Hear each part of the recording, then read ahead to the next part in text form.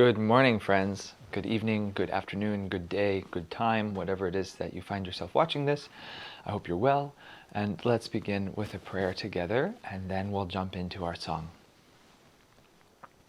Heavenly Father, Divine Mother, dearest friend, beloved God, great masters, Jesus Christ, Babaji Krishna, Lahiri Mahashaya, Swami Sri Yukteswar, beloved Guru, Paramhansa Yogananda, saints of all religions, and our friend Swami Kriyananda.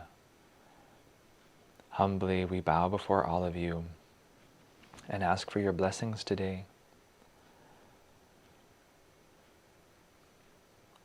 Bless us with a deeper understanding that it is our own attitude which shapes our perspective in life, which determines our happiness or our sorrow.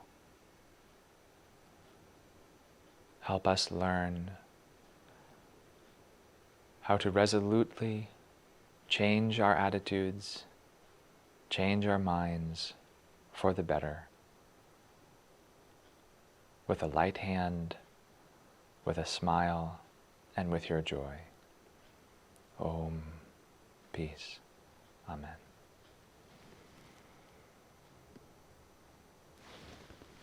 So today we are jumping into sort of one of my hidden favorite songs of Swamiji's, which is the Non-Blues. And I love this song in part because I never get to sing it. And there's sort of that the love of something that you never get to express. And so this is my shower song, this is my closet song, this is when I'm singing in the car alone and just having fun. And we don't often perform it at Ananda because it doesn't always fit in, as some people might think, into common events or Sunday services or special ceremonies. But it's one of Swami's really cheeky songs. It's really quite funny, actually. And I love it for that. And I also love it because its melody is just really catchy. And it's funny, this is the song, The Non-Blues. And Swamiji says that he wrote this because he was going to a guitar teacher, and the guitar teacher criticized him one day, saying that all those songs that you write, they're all so happy and cheerful and buoyant and delightful, but that's not what real life is. Real life is dog eat dog, and that life's only purpose is the grave, and you have to tell people life as it is. You have to embrace reality. And Swami said he went home and thought, well, maybe I'll try writing this guy a blues. And so he said he sat down and he tried to write this song. And he said, and admittedly, it was a complete failure. So I wrote it I called it the Non-Blues. And this is what he wrote of it. And it's delightful because actually it contains all of the elements musically that we sort of enjoy in blues type music. But the philosophy of it is so uplifted and is so much fun and just delightful to sing.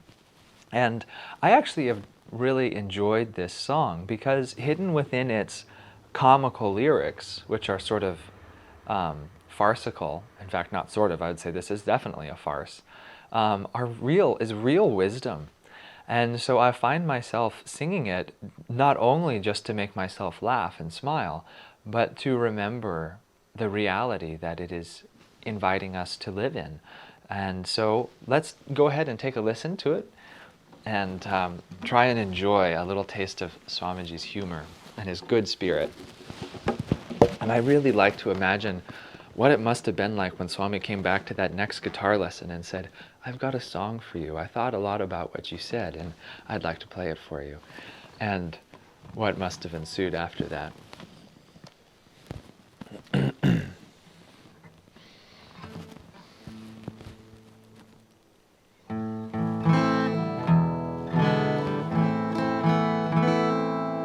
What am I doing? Hanging out in this cellar? It's like this. I'm composing a blue. No, it ain't the blues, 'cause it's only the one. And brother, one's all I can do. Well, I'm hanging my head like I oughta. How's this? Have I got the hang of it? My chair is a case of gin, and my mouth I have drooped like a Saint Bernard, till its corners are touching my chin.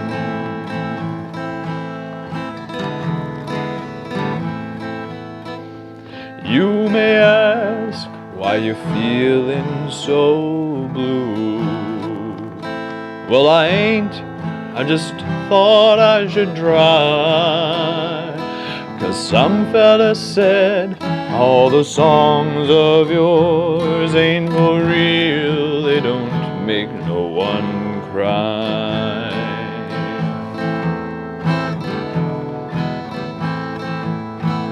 So I thought, let's just find me some cellar, for the only way to feel blue is forget the sun and pretend the world is as dark as a fireplace flue. Oh, that's realism, yeah. Love that gutter. Yet, I wonder if we ain't been misled. How much reality can a man see anyway, when he sits all day hanging his head?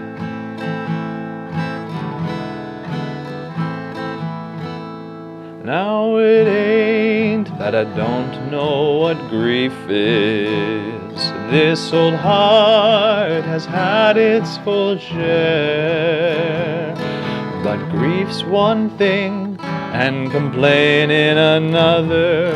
Why multiply grief with despair? For I find that this whole world around me, like a mirror upon the wall, smiles back when I smile, looks blue when I'm blue, and that blue shade I don't like at all.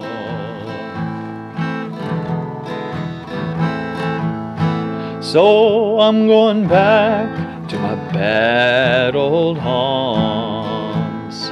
My time here is almost done.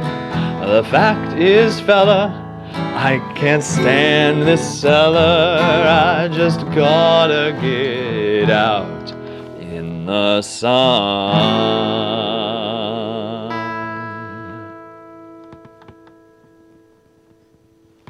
Isn't that fun?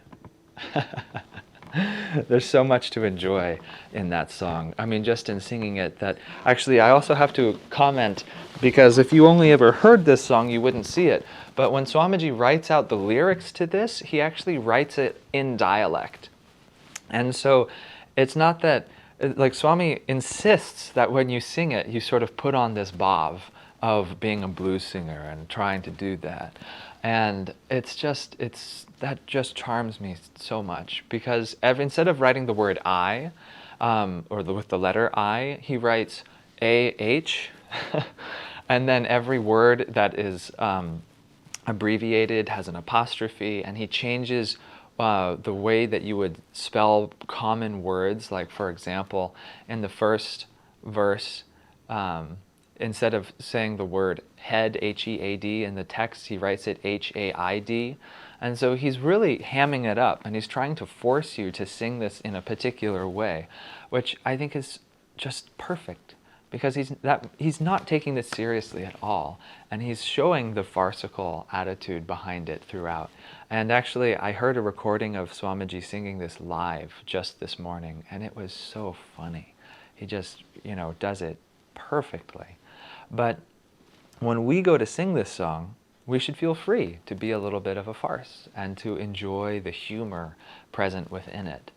And so anyway, that you got to see my take on how I find it funny. But the melody, the lyrics, just like always, actually are really giving us a very clear message. if we pay attention to it. And there's such a wonderful progression throughout this song. And it begins with the singer asking, on your behalf, what am I doing hanging out in this cellar? And he says that he's trying to write a blue and so on. And I mean, already though, we see the humor. And he says, no, it ain't the blues, because it's only the one. His brother, one's all I can do. And it's so wonderful because already there, we can hear Swami's making fun of this attitude of like, oh, heartbreaks, I can only handle one. And he's already making fun of it right then and there, saying that, and just, I love that play on words. And so we should appreciate this when we're singing this and realize the irony that he's weaving into the lyrics. And then when we begin singing, he says, and I love, if you kind of imagine that you're experiencing this song for the first time, when he begins singing, he says, I'm hanging my head like I oughta. And then parenthetically, how's this? Have I got the hang of it? And then he goes on to say, my chair is a case of gin, which is just about the very last thing I could have possibly expected to come out of any lyric of Swamiji's. Wait, I'm sorry, what? What did you just say? But he's trying to really paint the whole picture that this music invites. That, there's the image of the blues singer down in the basement and, with the dark lighting and the single blue light coming down on his face. And he's sitting on a case of gin and he's got one bottle cracked open and he's telling you about a life lived rough. And it's perfect. And so Swami's bringing all of that to perfect focus so he can help us see, now wait a minute, this is a little bit ridiculous. But to be able to bridge the gap from somebody's actual perception of reality to recognizing the ridiculousness of it, we have to embrace it fully. And so that's what he does. And he says, in my mouth I have drooped like a Saint Bernard till its corners are touching my chin. It's just so great. The use of poetry and the fact that he gets all of that in with the correct amount of syllables and that it rhymes and that it's so funny is brilliant to me. I love just singing that. Till my corners are touching my chin. And so, but in this first verse, it's still like it could be a serious song. We're still not quite sure after the introduction and after this first verse. And we're going like, okay, is this a song about just being depressed and, whatever? And then the third verse kicks in, you may ask, why are you feeling so blue? Which, of course, naturally, that's exactly what we're all asking. And to any blues song, this is right around where they'd start telling you about how their lover left them and about how their brother died and that their truck got stolen and whatever else. And so we're expecting this. But then he answers, well, I ain't. I just thought I should try. And now immediately it's completely shattered our preconceptions. And one of the brilliant things about this song is apparently humor, I've been told by those who are much more educated than I, a lot of what humor is setting an expectation and then breaking it and going in a slightly unexpected direction. And that change makes our brains stop and just laugh that it's so completely different than what we thought it was. And this is one of such moments. Why are you feeling so blue? Well, I ain't. I just thought I should try. And that word right there, I just thought I should try. And because anybody sort of in their right mind would ask, well, why? Why the heck would you bother trying to feel blue if you were feeling happy? And then he goes on, because some fella said, all those songs of yours ain't for real, they don't make no one cry. And that line right there, actually, as funny as it is, has a lot of truth in it to me. And it's something I really consider, that how often have we found ourselves trying to feel blue or trying to have some great burden in our life or some great tribulation so that we can feel like we have something of real value in relationship to society. So we can tell people like, oh yes, my life has purpose because I have this great grief that I'm processing or that I carry with me. And I'm not diminishing that at all, if that's actually true. But I see myself reflected in these lines. Why do I cling to that? Why do I try? Why do I allow somebody to tell me that life shouldn't be joyful and that I ought, if I'm not sad, I'm not living truthfully? It's just very interesting. And now this is also very autobiographical, because Swamiji is, of course, telling us about his guitar teacher when he says, "'Cause some feller said, all the songs of yours ain't for real, they don't make no one cry." And so Swami's talking directly to this person who inspired the song, which is also so fun and cheeky. That Swami has, actually Swami has written himself into the song and has written the person into the song, which is just so fun to me. And then he goes on, "So I thought I'd just find me some cellar. And the only way to feel blue is to forget the sun and pretend the world is as dark as a fireplace flue."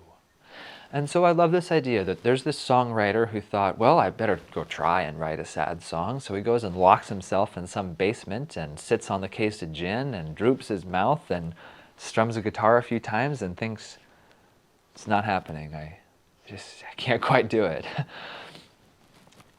And then he speaks parenthetically and he says, oh yeah, that's realism. Yeah, love that gutter. And again, this is Swami poking a little bit of fun at common philosophy as expressed in music and in our common culture right now. And then he says, yet, I wonder if we ain't been misled. How much reality can a man see, anyway, when he sits all day hanging his head? And I love this argument because it uses the microcosmic to explain a macrocosmic perspective. That, of course, we would all recognize if you were literally sitting in a basement with your head drooped down, you would have no perspective on life, really. The only thing you can see is this tiny little square footage between your 2 feet, as opposed to if you were out on, say, on a high mountaintop or something like that. It's literally true, but it's also philosophically true. So then he goes on, and now this is where the genius of the song comes out in my mind, because Swamiji is not Swami is never mocking. He never mocks this, but he's just expressing it to a better degree. And so then the next verse comes in, now it ain't that I don't know what grief is. Because of course someone could make the argument, well, you just write happy songs because you've never suffered. That's not true. Swamiji suffered throughout his life probably very intensely from all the trials and tribulations that were put to him. And so he says, now it ain't that I don't know what grief is. This old heart has had its full share. And again, this is my theory, my hypothesis, but I think that line is fairly autobiographical, that Swamiji himself is saying, it's not that I don't know what grief is, I've experienced a full cupload of it. But then he goes on, but grief's one thing, and complain in another. Why multiply grief with despair? And if that's such a powerful line to think about, grief's one thing, and complain in another. Why multiply grief with despair? And he's taken this song from being purely farcical to actually being deeply truthful, and contains within it a real gem of how to live. And if you ever find yourself spinning in that grief, wallowing in that sorrow, and just wanting to maybe, hunker down and stay there for a little bit, maybe collect some sympathy cards while you're at it, why multiply grief with despair? It's such a wonderful line, and that's helped me change my attitude. Just decide to, you know what, I'm going to change my attitude. And then the song goes on, for I find that this whole world around me, like a mirror upon the wall, smiles back when I smile, looks blue when I'm blue, and that blue shade I don't like at all. And again, what a wonderful thing to actually understand, that the world is a reflection of what we give to it. Then the final verse, so I'm going back to my bad old haunts. My time here is almost done. The fact is, feller, I can't stand this cellar. I've just gotta get out in the sun. And I love this last verse. In a way, I sort of like to think of it as Swamiji saying that he's going back to his bad old haunts of God consciousness, and that the cellar he's referring to is like being bound to this world and to this earth and all the duality. And so when he says, I'm going back to my bad old haunts, he means I'm getting out of this dungeon. I'm going back to the joy. I'm going back to God. My time here is almost done. What does that line mean? It's just incredible to think about. And when I sing it, I like to think of it as being soul freedom. And then he says, the fact is, fella, I can't stand this cellar. And what is that cellar? Perhaps the cellar of our own bondage to our own suffering. I just gotta get out in the sun. And it's also interesting, of course, that if we think of being locked in a basement, that's kind of as far down the spine, metaphorically speaking, as we could be, like being locked in the first chakra at the base of the spine. And the sun is the top. So he's saying, I just gotta get out of the basement of my own suffering in the spine and get back to the joy at the spiritual eye.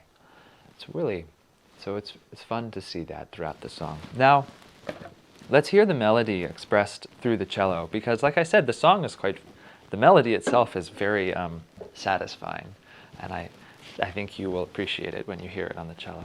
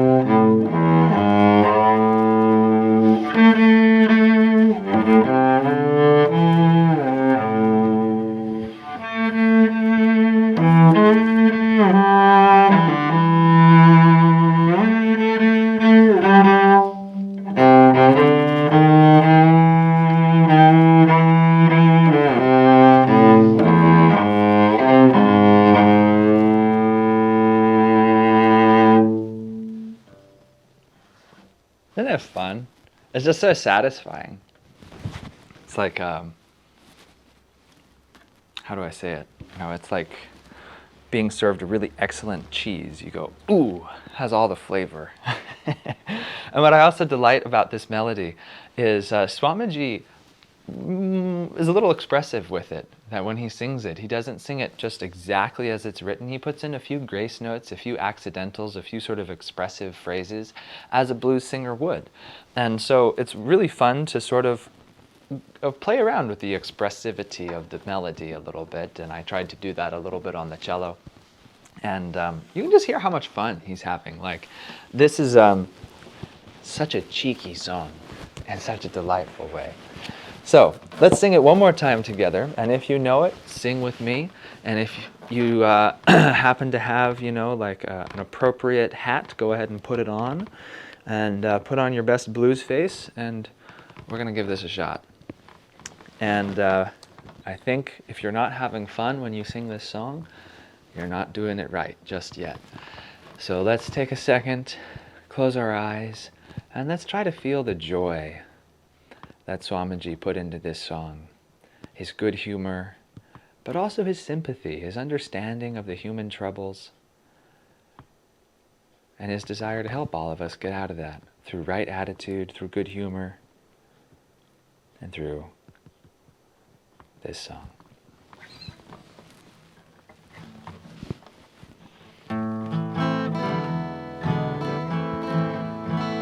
What am I doing? Hanging out in this cellar. It's like this. I'm composing a blue. No, it ain't the blues, 'cause it's only the one.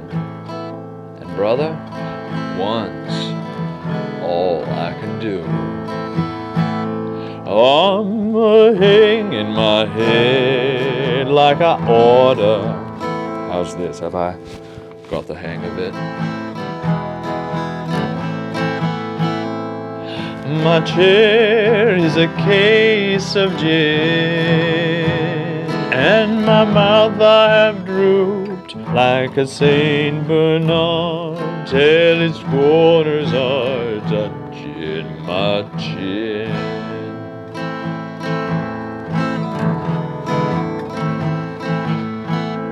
You may ask why you feeling so blue. Well, I ain't, I just thought I should try. 'Cause some fella said all the songs of yours ain't for real, they don't make no one cry.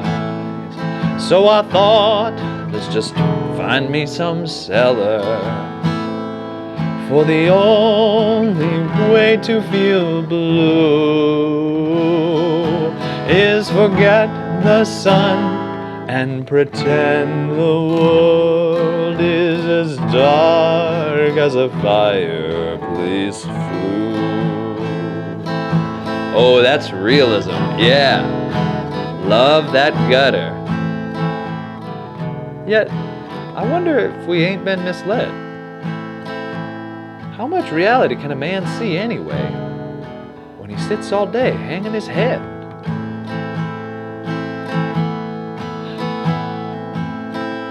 Now it ain't that I don't know what grief is. This old heart has had its full share. But grief's one thing, and complaining another. Why multiply grief with despair? For I find that this whole world around me, like a mirror upon the wall, smiles back when I smile, looks blue when I'm blue, and that blue shade I don't like at all.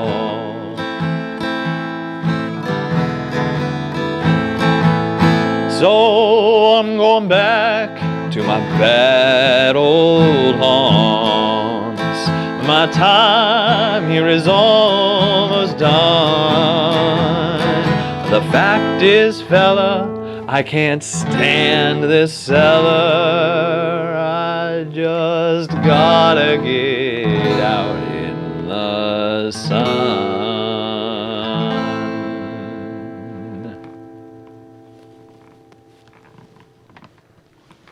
So, I hope you enjoyed this song. I hope you get to sing it some this week and laugh with Swamiji, and also, like the song says, let's just make the decision to be happy. And like a mirror upon a wall, let's smile at life and let it smile back. Until next time, friends, I hope you just get out in the sun.